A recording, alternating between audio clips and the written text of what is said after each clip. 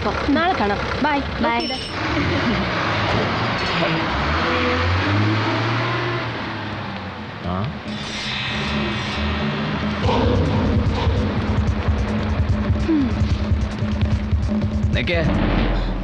നീ ഉണ്ണിപ്പിള്ളയുടെ മോളല്ലേ? എന്താടി നിനക്ക് എന്നെ കണ്ടിട്ട് മൈൻഡില്ലാത്ത? മൈൻഡ് ചെയ്യാൻ ഇയാൾ ഇവിടുത്തെ നാട്ടുരാജൊന്നും അല്ലല്ലോ. ഒന്ന് പോടാ.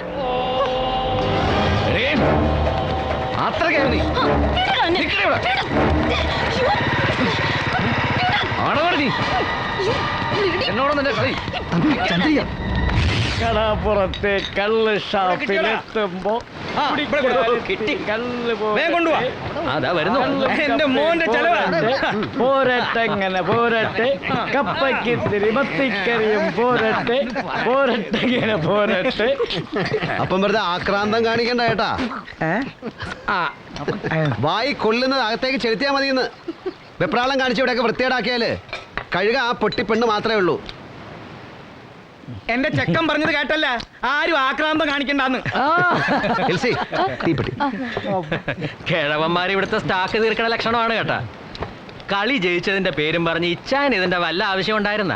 സാരമില്ല രാജേഷ, എന്നും കുന്നും പച്ചക്കഞ്ഞി ഉപ്പാവും കേസല്ലേ, വല്ലപ്പോഴും വായിക്ക് രുചിയായിട്ട് കഴിക്കട്ടെന്ന്.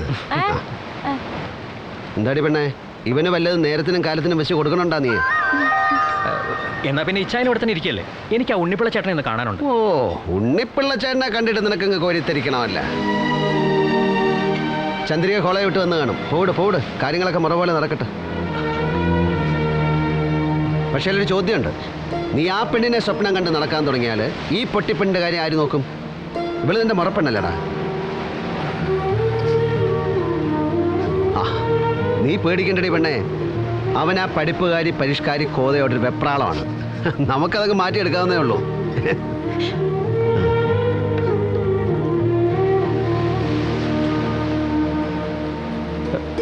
ഇത്രമാത്രം വിഷമിക്കാനെ കൊണ്ട് എന്താടാ പ്രശ്നം? ഞാൻ സത്യമല്ലേ നിന്നോട് പറഞ്ഞുള്ളൂ. ഇല്ല ചായ, നിങ്ങൾ പറയണേ സത്യം തന്നെയാണ്. പക്ഷെങ്കിൽ എനിക്കുണ്ടല്ലോ മനസ്സെന്നൊരു സാധനം. അതിൽ കയറിപ്പറ്റിയ പെണ്ണ് ചന്ദ്രികയാണ്. കുട്ടിക്കാലത്തെ മോഹിച്ചു പോയതാ. ഇനി എത്ര കഴുകിയാലും തുടച്ചാലും പോവില്ല. ഒരു പെണ്ണ് മനസ്സിലോട്ട് കയറിയ ആണിന്റെ ശങ്കിലുണ്ടാവണ പെടപെടപ്പ് ഞാൻ ഈ ചായനോട് പറഞ്ഞു തരണ്ടല്ലോ. വേണ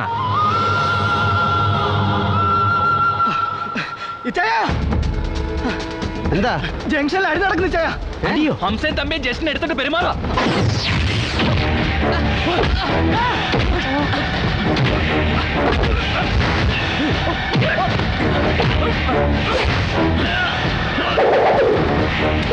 ജസ്റ്റിനെ തൊട്ടുകളിക്ക് നീ അല്ലടാ. നന്നായിട്ട് കിട്ടിയടാ. പടി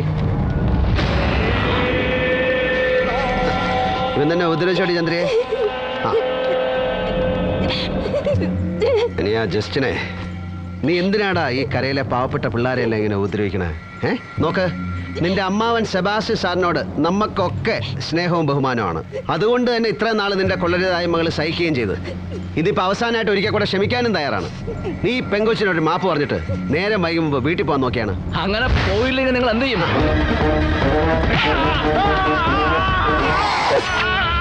അനിയത് നോക്കിയാണ് പങ്കായം പിടിച്ചിട്ട് ഇതിനകത്ത് തഴമ്പ് ഉശിരും വന്നിരിക്കണേ. നിനക്കൊക്കെ കോരിത്തരിക്കാൻ ഇങ്ങനെ ഒരു കൊട്ട മതി കേട്ടോ. നമ്മളിത് പന്തടിച്ച് ശീലിച്ച കാലാണ് പിള്ളേ. നീ കാണിച്ചു കൂട്ടിയ തോന്നിയാസിന് ചെറിയൊരു ഫൗൾ കിക്ക് തന്നാ പോരാ, പെനാൽറ്റി തന്നെ അടിക്കണം. നീ ഉപദ്രവിച്ചില്ലേ ചന്ദ്രിക? അവളുടെ സഹോദരൻ തമ്പി പെനാൽറ്റിക്ക് ബെസ്റ്റാ. ജസ്റ്റിൻ പിള്ളയ്ക്ക് നിന്റെ പെനാൽറ്റി കിക്ക് ഒന്ന് കാണിച്ചു കൊടുത്ത് കോരി തരിപ്പിക്കണം. നോക്കി നിൽക്കാതെ കൈയടിച്ചൊരു ഗ്രൗണ്ട് സപ്പോർട്ട് കൊടുക്കണം.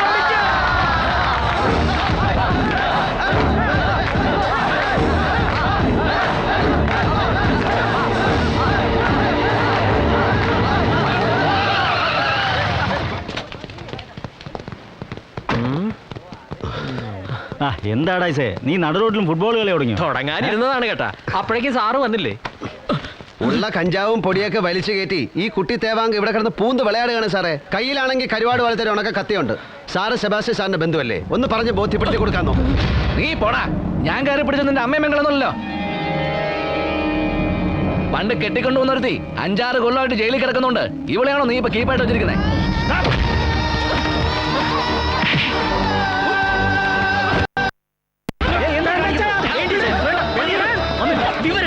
വായി തോന്നി പറയാണെന്ന് കരുതിയാൽ മതി.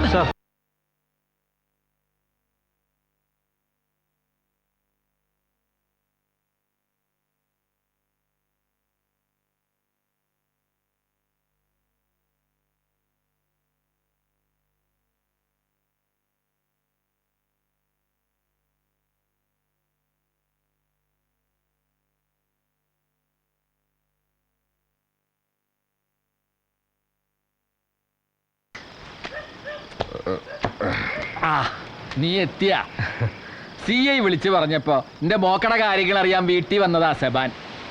കേട്ട് കഴിഞ്ഞപ്പോ അനന്തരവന്റെ വിക്രിയകൾ ഓർത്ത് ഒരേ സങ്കടം. എന്നാ പിന്നെ തൊള്ളി കഴിച്ച് ആശ്വസിക്കാൻ പറഞ്ഞ ഞാൻ ഇങ്ങോട്ട് കൊണ്ടുവന്നേ. ഞാനും പള്ളിയിലച്ഛനും സെബാനും ഒക്കെ ഒരേ പള്ളിക്കുടത്തി പഠിച്ചവരാടാ, നിനക്കറിയാവാ?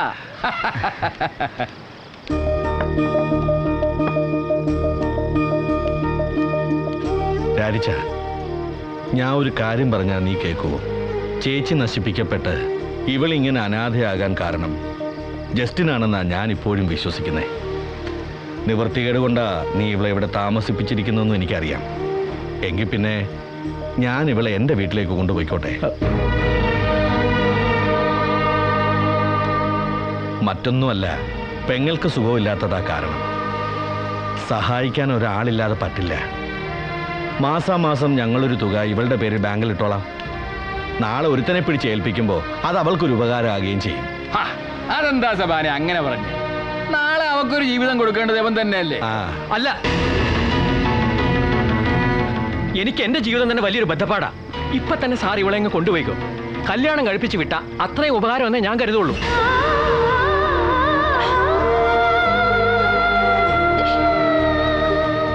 ഇവിടെ ഉണ്ടായിരുന്നതാ. ജസ്റ്റിൻ എന്തോ അടിപിടി ഉണ്ടാക്കിയെന്നും പറഞ്ഞ് അന്വേഷിക്കാൻ ഇറങ്ങി. അറിഞ്ഞു. ഏതായാലും സെബാനെ സമ്മതിക്കണം. നല്ല പ്രായത്തിൽ പെങ്ങള് വിധവയായപ്പോൾ ഒരു കല്യാണം പോലും കഴിക്കാതെ പെങ്ങളെ സംരക്ഷിച്ച് ജീവിക്കുന്നു. അതിനുള്ള പ്രതിഫലമായിരിക്കും അനന്തരവൻ്റെ ഈ സത്പ്രവർത്തികൾ.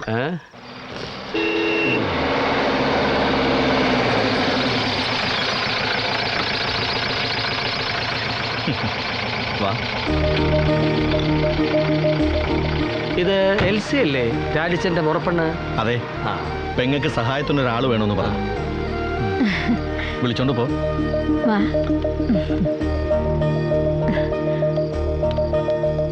അച്ഛനെന്താ പതിവില്ലാതെ ഈ നേരത്ത്? ജംഗ്ഷന് വെച്ച് ജസ്റ്റിൻ ഇസഹാക്കിനോട് എന്തോ പോഴത്തരം പറഞ്ഞു എന്നറിഞ്ഞു. എന്നാ പിന്നെ തന്നെ കണ്ട് രണ്ട് തെറി പറയണമെന്ന് തോന്നിയോണ്ട് വന്ന. അവനൊരു കുഴപ്പക്കാരനാച്ചോ, എനിക്ക് തന്നെ അറിയാം. എന്ത് ചെയ്യാനാ? ഇന്നവൻ ചെയ്തത് വെറും കുഴപ്പമല്ല, ശുദ്ധ തമ്മാടിത്തര സഭാനെ. ഇനിയും ഇത് ആവർത്തിക്കാതിരിക്കാൻ തനിക്കൊരാൾക്ക് കഴിയും. താൻ വിചാരിച്ചാൽ ഇസഹാക്കിന്റെ ഭാര്യ ദേവിക്ക് പരോൾ വാങ്ങിക്കൊടുത്തൂടെ? അച്ചോ, അതിൻ്റെ കാര്യം ഞാൻ പണ്ടേ പറഞ്ഞിട്ടുള്ളതല്ലേ. ചില ഫോർമാലിറ്റികൾ ഇനിയും കംപ്ലീറ്റ് ചെയ്യാനുണ്ട്. പിന്നെ എനിക്കിതുവരെ CM-നോട് ആ കാര്യം നിർബന്ധിക്കാനും പറ്റിയിട്ടില്ല. അറിയാം. ഗ്രൂപ്പ് നേതാവ് പറഞ്ഞിട്ട് MLA സ്ഥാനം തെറിച്ചു പോകുന്ന അവസ്ഥയിലാണല്ലോ താൻ. ഇതുപോലുള്ള കൊച്ചുകാര്യങ്ങളൊന്നും ഓർക്കാൻ സമയം കാണില്ല. അച്ഛൻ എന്ത് വർത്തമാനമായി പറയുന്നേ? MLA സ്ഥാനം മോഹിച്ചിട്ടാണോ ഞാൻ ഈ നാട്ടിൽ ഓരോ കാര്യങ്ങൾ ചെയ്യുന്നത്? വെറുതെ വായി തോന്നുന്നു വിളിച്ച് പറയരുത്. വായി തോന്നല്ല സബാനെ, മനസ്സിൽ തോന്നുന്ന. ഒരുത്തനൊരു പെൺകുട്ടിക്ക് ജീവിതം കൊടുത്തിട്ട് വർഷം 5-6 ഇരുവരും പക്ഷെ ഒരുമിച്ച് ജീവിച്ചിട്ടില്ല. അവരുടെ ഉള്ളിലെ കാറും കോളും മനസ്സിലാക്കിയിട്ടാ എനിക്കിങ്ങനെയൊക്കെ വർത്തമാനം പറയേണ്ടി വരണേ.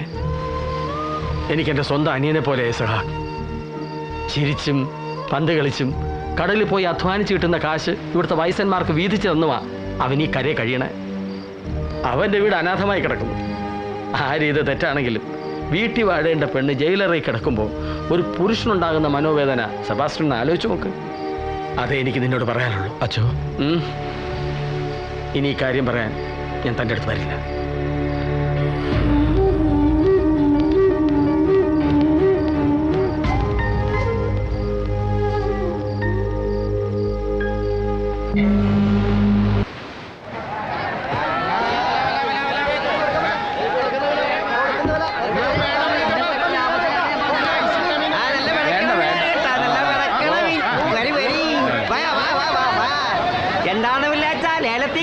വേണ്ട, കഴുത്തിറക്കണ വിലയല്ലേ നീയൊക്കെ ചോദിക്കണം.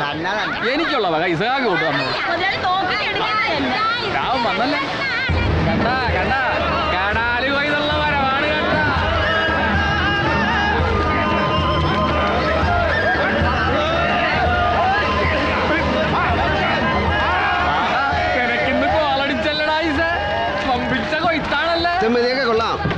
വിറ്റിട്ട് കിട്ടുന്ന കാശ് വീട്ടിലെത്തിച്ചോണം. ഞാൻ അത്താഴത്തിന് വീട്ടിൽ വന്നുണ്ട്. ഏ? എന്താടാ ഈ ചായന്റെ മൂപ്പിന്ന് വീണ്ടും പുറപ്പെട്ടു പോയി കേട്ടാ. എങ്ങോട്ട്? ആ ബസ്സിൽ കയറി ഇരിക്കണത് കണ്ട നെൽതോക്കപ്പിയാര് പറഞ്ഞു റൂട്ട് അവസാനിക്കുന്നത് മീൻ മാർക്കറ്റ് ജംഗ്ഷനിലാണ്. ഈ ചായനൊന്ന് പോയി നോക്ക് കേട്ടാ.